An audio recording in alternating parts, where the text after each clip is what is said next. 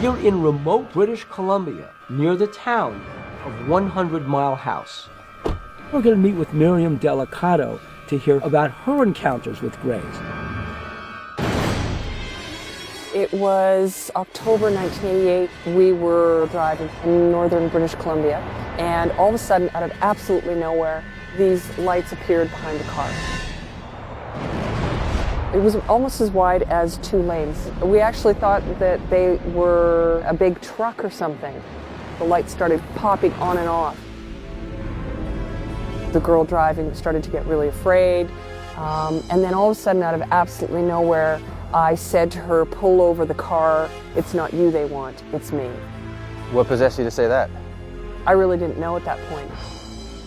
Miriam's story, it's very interesting, but I find it a little far-fetched because she was in a car with 3 other people. None of them saw what she saw. None of them experienced what she experienced. They just don't remember it, period. I was just about ready to grab the steering wheel because she didn't want to pull over, and her head tilted to the side and she just pulled over.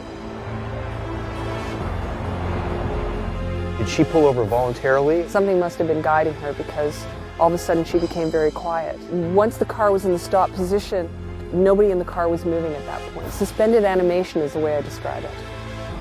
There have been hundreds of stories like Miriam's, and the elements of these stories all match up.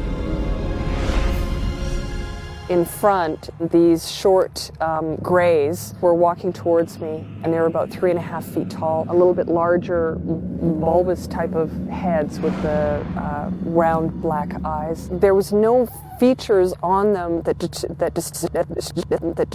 distinguished one from the other. And then I start hearing a voice in my head. And it was, "Okay, get out of the car, do not be afraid, we will not harm you." My hand started reaching to the handle. I'm thinking, why am I doing this? I got out of the car. They walked towards me, and they took me by the hand.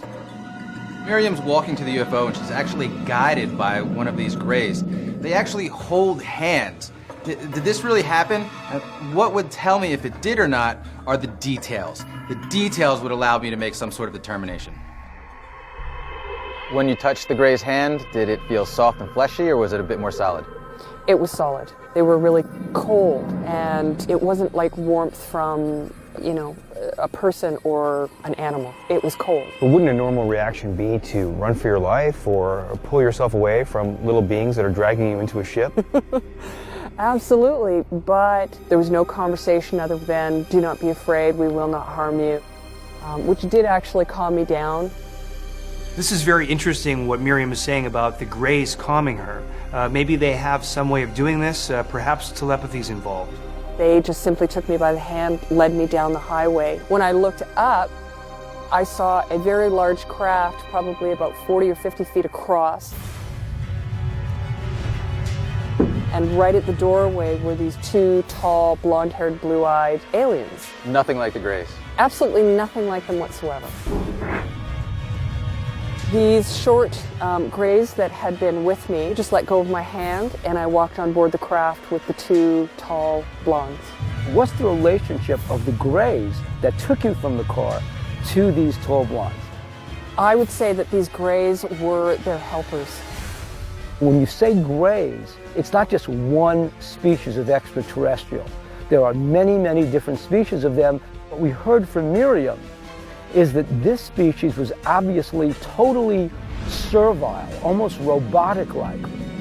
There are multiple species of aliens visiting the planet Earth. This is completely new to me, and I'm not quite sure what to think of it right now.